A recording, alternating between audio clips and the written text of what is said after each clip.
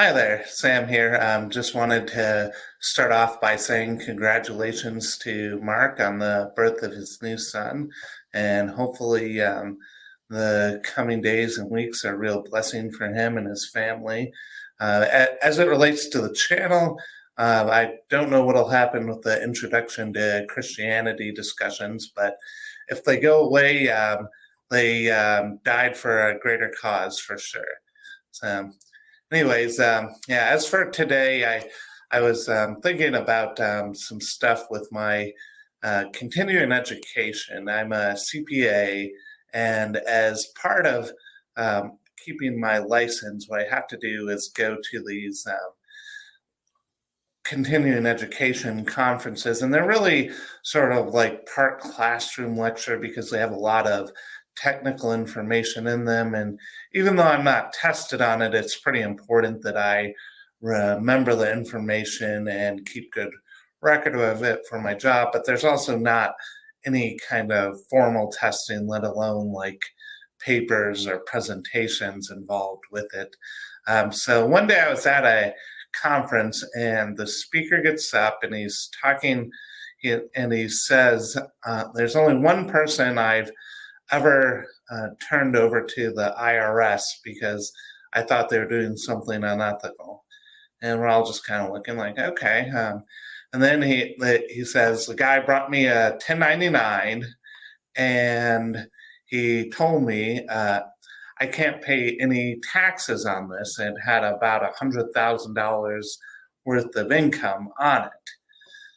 And the next part, maybe he had intended it to be funnier than it was, but I can tell you that there was not very much laughter in the class that day when he had said next, well, and I told him, I don't care if you're my sister's son, I'm going to hang you up on these Christmas lights over here.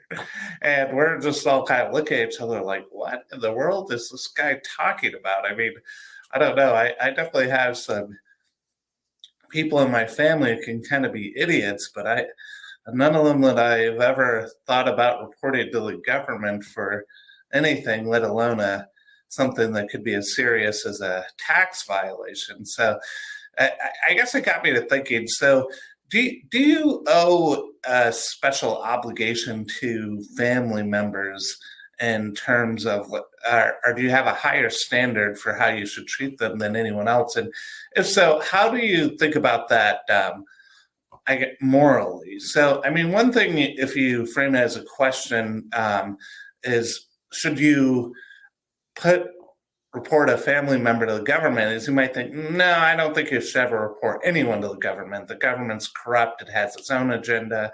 It's not really necessarily helping people as much as it's just trying to perpetuate itself.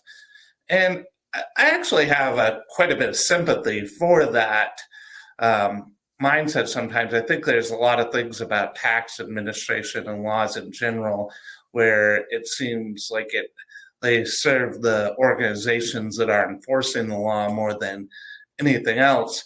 But the problem with that is that's not really a moral principle, because if you stipulate it's because the government is in some ways corrupt or it has its own interests, then you could, in theory, say that there could be a government that isn't that way, right? I mean, you could say, yeah, maybe X government, maybe California is not a good government, but I don't know, North Dakota is, or maybe North Dakota is a bad government, but New York has a more stable, solid government that's doing a better job of providing for its citizens.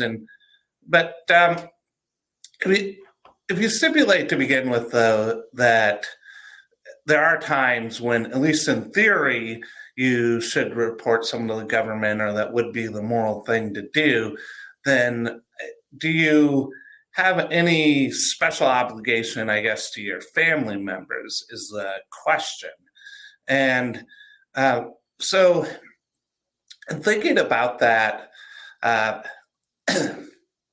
you could say, no, you don't have an obligation to anyone, right? Go with Ayn Rand, baby in the burning building kind of mindset and say, no, your obligation is to yourself. If you think it's going to harm you in some way or harm the greater society, you turn them in. It doesn't matter. But I don't think most people view it that way. I mean, most people would probably look at the speaker at my conference and think like, wow, that's a guy who's kind of gone off the deep end on this one. And I mean, set aside the fact of whether or not he should have even reported the person to the IRS, the idea that you would be gossiping about a family member like that at a professional event is like, oh man, that's not a good thing to be doing. So I guess the question is, where does that instinct come from? And I guess I'm especially interested because if you think of the idea of honoring family, and I guess in particular, it's couched in like the Bible, especially in the Ten Commandments, as mean honoring your mother and father. But I think there's a broader concept there that you have some obligation to the people who are closest to you in terms of, well, physical proximity, but also in terms of lineage or genetic relationships. So, and think of like Timothy 3, when it talks about the requirements for an elder. And one of the things it says that the person should have their family in order, and they should also, a lot of translations have interpreted it as be faithful to their spouse. And I think there's an idea there that, yeah, if you can't make things work together with your family, that's a bad sign, especially if it's someone who wants to be an authority over other people. But if you circle back though to the idea in Exodus, it's kind of interesting. You think of the two tablets, right? And like if you picture like Charlton Heston coming down the mountain, and he has the tablets, 5 commandments on one side and 5 on the other. And what is that symbolizing, or what are they trying to communicate with that?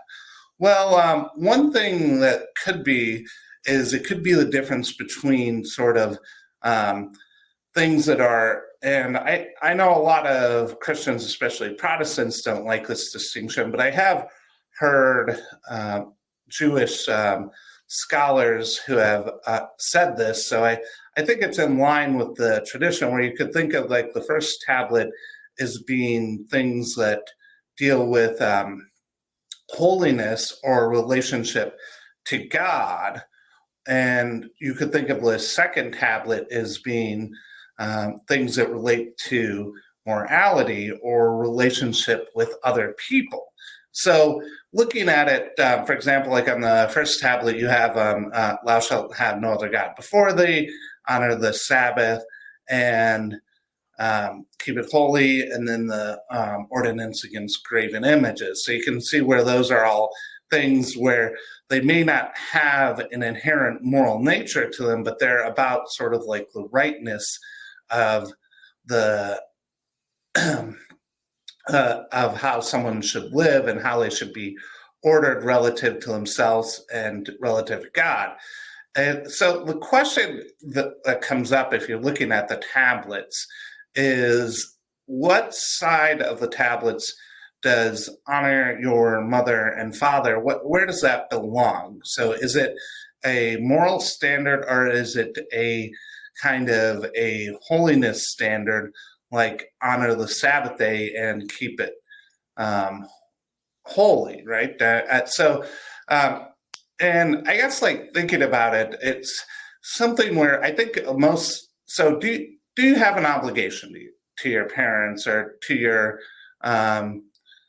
maybe like in the case of the speaker at the conference, your nephew, that you don't have an obligation to other people? And I would say yes, but I hesitate a little bit because I have a hard time necessarily kind of explaining why that is. But most societies, I think, would say that, yeah, absolutely, you have an obligation to your parents, you have an obligation to your children, to your aunts, uncles. And I mean, I guess it's maybe one of those concepts where the idea is just as simple as, I mean, whatever virtues there are, they start at home.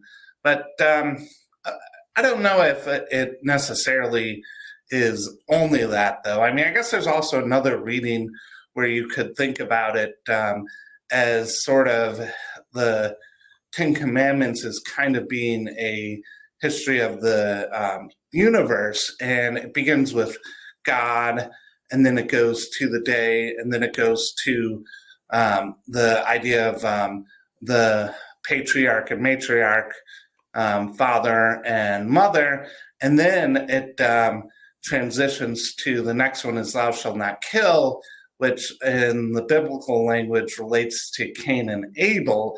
So the idea that of how you treat your siblings, and then it goes from there to how you treat your neighbors and the people in your greater community. Yeah, but yeah, I guess I don't know. I'm sort of maybe stalling there because I don't have a great answer. I mean, the short answer is, do you have an obligation not to turn your family into the government? I think you do have a higher moral standard when it comes to dealing with your family and you should take more time and be more thoughtful. But I also, in some ways, can't necessarily tie the things together in like neat philosophical or moralistic language. But ideally, though, don't turn anyone into the government today.